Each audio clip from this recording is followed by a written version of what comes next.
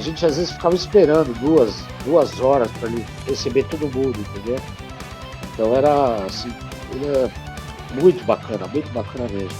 Entrou um cara gigantesco no palco, o cara pulou, né? Ele subiu no palco, foi abraçar o André e foi instantâneo, foi imediato. Assim, eu entrei no palco e tirei o cara, eu dei uma gravata no cara. Só quando eu cheguei perto que eu me dei conta que o cara tava doido.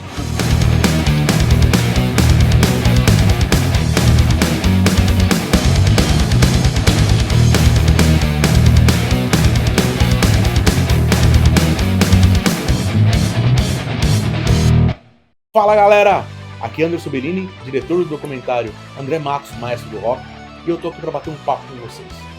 Como vocês sabem, nosso documentário está sendo rodado há mais de um ano somente com recursos próprios. Só que agora a gente chegou no momento crucial do nosso documentário, onde a gente precisa dar saltos maiores. E para que esses saltos sejam dados, a gente precisa da sua ajuda. Para isso a gente criou aqui a nossa vaquinha, para que você possa contribuir com o valor que você puder. Sabe o que é legal? O seu nome estará nos créditos finais do documentário caso você possa nos ajudar, porque você é um apoiador do nosso documentário. Ah, não posso ajudar com valor nenhum? Então curta sempre os nossos vídeos, divulgue os nossos vídeos, divulgue a nossa vaquinha, e você também vai estar contribuindo. Então vamos lá, vamos fazer desse documentário o maior documentário feito no Brasil, do nosso querido maestro André Matos. Eu vejo vocês em setembro. Queria saber dos convidados como era a tratativa do André com vocês. Isso é legal falar. Vai lá, Rona. O André sempre foi um cara, super educado, super receptivo, entendeu? Ele, tratava todo mundo muito bem. E, assim, a gente às vezes ficava esperando duas horas para ele receber todo mundo, entendeu?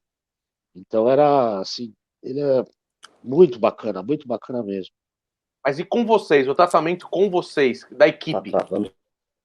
Demais, sempre, ele nunca levantou a voz para ninguém, nunca, tá ligado? Ele sempre foi um cara educado, ele sempre foi um cara calmo, nunca tratou mal ninguém da equipe, sempre zoando, sempre brincando. Se tivesse dado um problema, passou o show, acabou, já era. Então, assim, ele é assim, nota 10 nesse aspecto. Muito foda. E você, Rogério, o que você tem a falar? Concorda com o Rona? Não, total. O André era, cara, era um cavalheiro, assim, de beira, né? Na verdade, eu nunca vi o André alterado com ninguém, né? Nem com ninguém da equipe, jamais. E, de fato, era um cara muito, vamos dizer, educado, né? Era uma pessoa que realmente sabia lidar com diferentes situações e, por instinto, eu acabava por fazer segurança muitas vezes.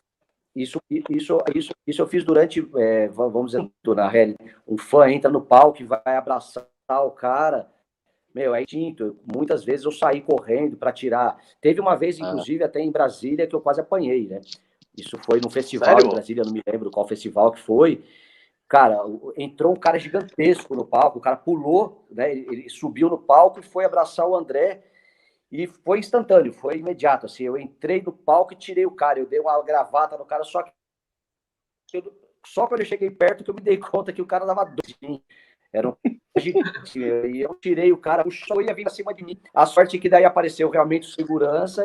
Rogério, a gente viu muito, né, nas filmagens que a gente tem aqui, quando os caras, assim, 2003, 2004, os caras chegavam no interior de Minas Gerais, interior do Paraná, umas cidades assim que, talvez as pessoas nem acham que tenha uma cena metal lá.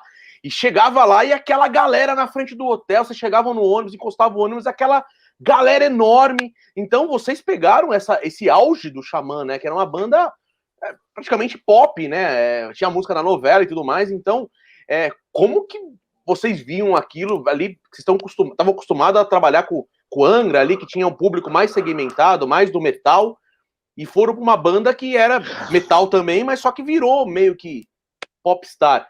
Então tinha muito disso da galera avançar no André. O Hugo me contou uma vez que parece que uma vez o André tomou uma mordida, cara. Acontecia isso mesmo? Ah, direto, direto. Tem uns fãs, cara, que não tem noção, cara. Mordida, cara. Aperta, mordida, morde. E os caras avançavam. O assédio dos fãs era bem grande, e porque foi uma banda que entrou em ascensão muito rápida, né? Por conta também da novela e outros fatores aí, pelo próprio talento também, né, da banda. Foi uma banda que realmente tinha um assédio muito grande em qualquer cidade que ia, né? Em qualquer cidade que a gente ia, qualquer show que a gente ia, sempre, assim, eles eram muito assediados mesmo. Até tem numa fita você chegando de ônibus lá e aquela galera, e acho que era bem o começo, assim, bem no comecinho de 2003, assim, no comecinho quando tinha começado a novela, e você vê todo mundo dentro do ônibus, tanto a banda quanto a equipe, falando, meu, o que é isso, gente? O que é isso? Parece que tá chegando dominó na cidade.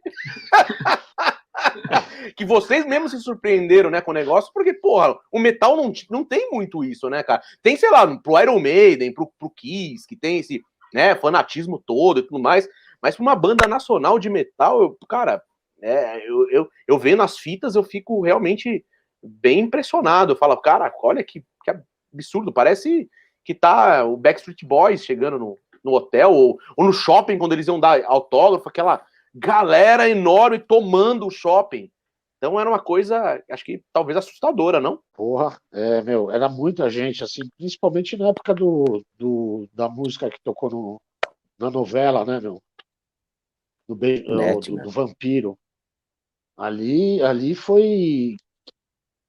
Cresceu muito, tá ligado?